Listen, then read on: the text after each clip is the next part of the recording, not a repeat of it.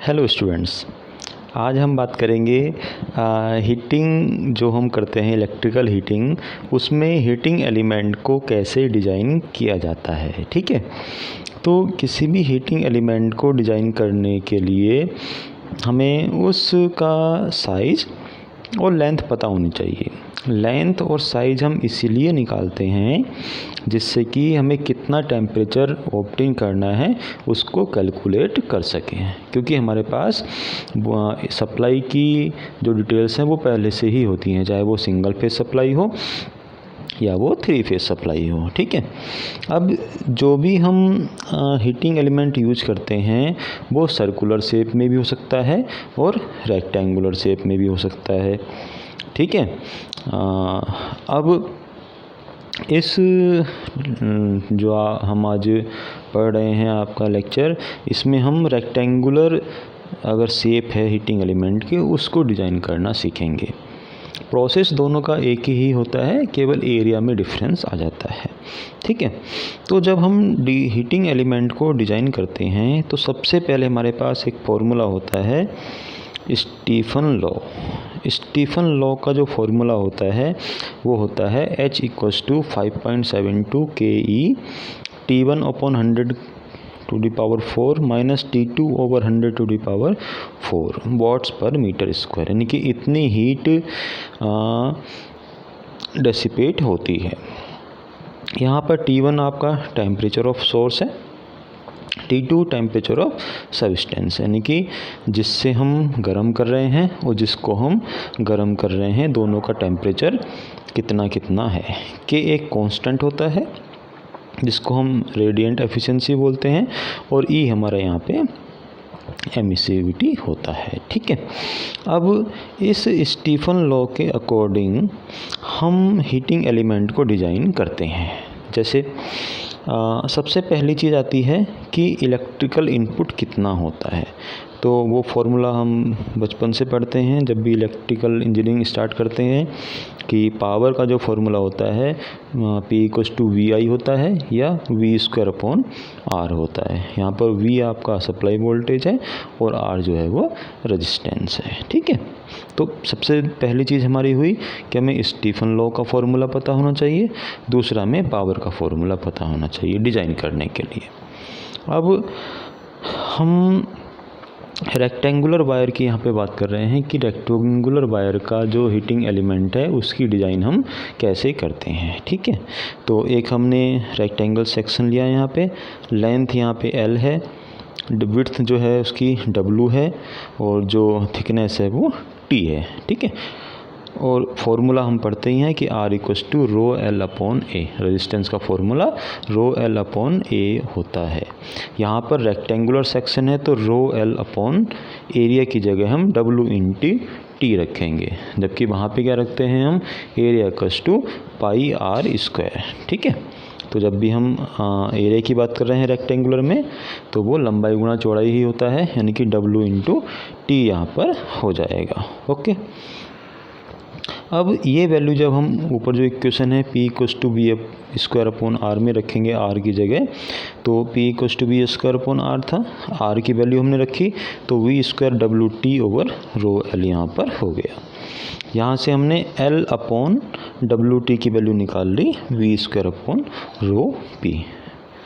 ठीक, बाकी रो आपको सबको पता ही है कि रेजिस्टिविटी होती है ना। अब सरफेस एरिया जो होगा इस रेक्टेंगुलर सेक्शन का वो 2WL 2 टाइम्स ऑफ WL हो गया प्लस 2TL + TW, तो पूरी हमने इसकी एरिया को फाइंड किया है। लेकिन जो लास्ट वाला वैल्यू है TL + TW ये बहुत ही कम होता है, वैल्यू जो होती है इसकी वो बहुत ही कम होती है, तो इस वैल्यू को हम नेगलेक्ट कर सकते हैं। तो नेक्स्ट सेक्शन में हमने इस वैल्यू को नेगलेक्ट कर दिया। अब यहाँ पे जो टोटल हीट डिसिपेटेड होगा HT जो होगा वो कितना होगा 2WL और H।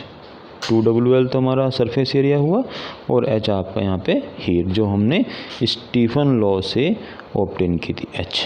ठीक है, अब जब हम वैल्यू ये पुट करेंगे तो स्टडी स्टेट टेम्परेचर पे क्या होगा, input power equals to heat dissipated.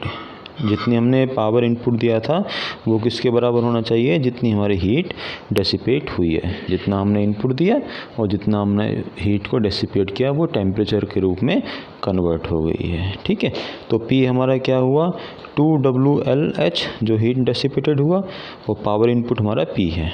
P की हमने वैल्यू पुट कर दी V²WT/ρL जो ऊपर हमने कैलकुलेट की थी।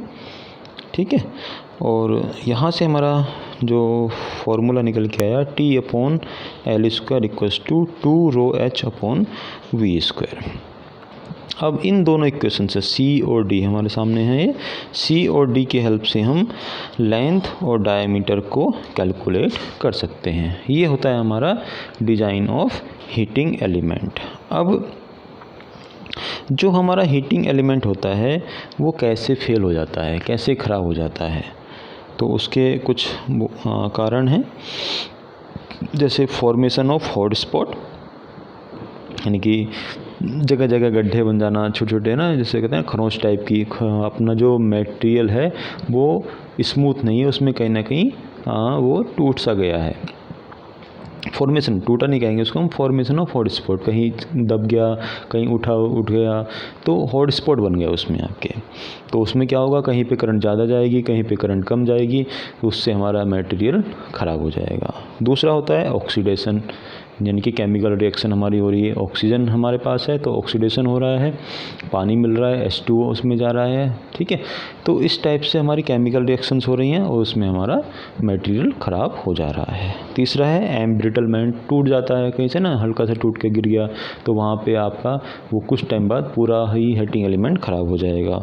कोरोजन लग जाना है ना, जंग लग जाना, तो उससे भी आपका मटेरियल कुछ टाइम बाद हीटिंग एलिमेंट वो ख़राब हो जाएगा। ठीक है, तो ये कुछ चीज़ें हैं। जैसे मैकेनिकल फेलियर आपका हो जाएगा, मैकेनिकल स्ट्रेंथ उसकी कम हो गई तो वो आपका ख़राब हो जाएगा। ठीक है, तो ये कुछ जो इसके कारण हैं वो हमारे हैं कि हीटिंग एलिमेंट कैसे ख़राब हो सकता है। अब इसके बाद आपकी जो मेन चीज़ आती है टेम्परेचर कंट्रोल, यानी कि जो भी हम हीटिंग एलिमेंट यूज कर रहे हैं, चाहे वो फर्नेस में यूज कर रहे हैं या ओवन्स में यूज कर रहे हैं, उसमें टेम्परेचर को कंट्रोल कैसे कर सकते हैं। तो सबसे पहली चीज़ है by changing varying the applied voltage. ठीक है, यानी कि हम सप्लाई को ही चेंज कर दें, वोल्टेज कम कर दिया, ज़्यादा कर दिया, जिससे करंट भी कम हो जाएगी, ज़्यादा हो जाएगी उसी के रेस्पेक्ट में, और हमारा उतना ही टेम्परेचर हमें मिलेगा जितना हमें चाहिए होता है। दूसरा होता है रेजिस्टेंस ऑफ एलिमेंट, हमने रेजिस्टेंस को चेंज कर दिया तो रेजिस्टेंस कम होगा तो टेम्परेचर कम रहेगा, ज़्यादा होगा तो टेम्परेचर ज़्यादा हो जाएगा। ऐसे ही ratio of on and off time of supply, supply को ऑन ऑफ करना है बार बार। हमने देखा कि हमने बल्ब जला रखा है, जैसे कभी पेटीज वगैरह या जो चीज़ ये इस टाइप की चीज़ें गर्म की जाती हैं, तो बल्ब को ऑन कर दिया हमने। अब बल्ब ऑन है तो यानी कि ऑब्वियसली वो हीट देगा। अगर हम ज़्यादा देर तक बल्ब को ऑन रखेंगे तो हमारा मटेरियल ज़्यादा गर्म होगा, तो हम उसको ऑफ़ कर सकते हैं, तो टेम्परेचर आपका डाउन हो जाएगा। फिर हमें ज़रूरत है तो फिर उसको हम ऑन कर देते हैं। तो इस टाइप से हम हीटिंग एलिमेंट को कंट्रोल कर सकते हैं, जिससे कि हमारा टेम्परेचर भी कंट्रोल हो जाता है। तो ये हमारा कुछ चीज़ें होती हैं जो हीटिंग एलिमेंट के रिगार्डिंग हमें ध्यान रखनी होती है। ओके, तो ये आज का जो लेक्चर था वो हमारा था कि heating element specially rectangular wire को डिज़ाइन कैसे किया जाता है। उसके अगर हम इसके दूसरे एस्पेक्ट में बात करें कि अगर सर्कुलर वायर है तो उसके लिए भी हमने पढ़ा हुआ है कि केवल एरिया चेंज होगा, बाकी पूरे प्रोसेस सेम रहेगी। यहाँ पे WT लिखा हमने, वहाँ पे एरिया की जगह πr² आ जाएगा, और उसके अकॉर्डिंग हम बाकी सारी कैलकुलेशन सेम रहेगी। P = V²/R सेम रहेगा। R की वैल्यू में यहाँ पे चेंजेस आ जाएंगे, जब R की वैल्यू चेंज आएगी तो P की वैल्यू चेंज हो जाएगी और ये इक्वेशन चेंज हो जाएगी। सिमिलरली सरफेस एरिया की वैल्यू भी चेंज हो जाएगी, और सरफेस एरिया की वैल्यू चेंज होने पर जो यहाँ पर दूसरी इक्वेशन आएगी ये भी चेंज आएगी। बाकी सारी चीज़ें चीज़ें हमारी उसमें सेम ही रहेंगी। Okay, thank you. तो ये हमारा था आज का मेन टॉपिक है डिज़ाइन ऑफ हीटिंग एलिमेंट। बहुत पूछा जाता है, हमेशा आपको याद रखना चाहिए, आना भी चाहिए।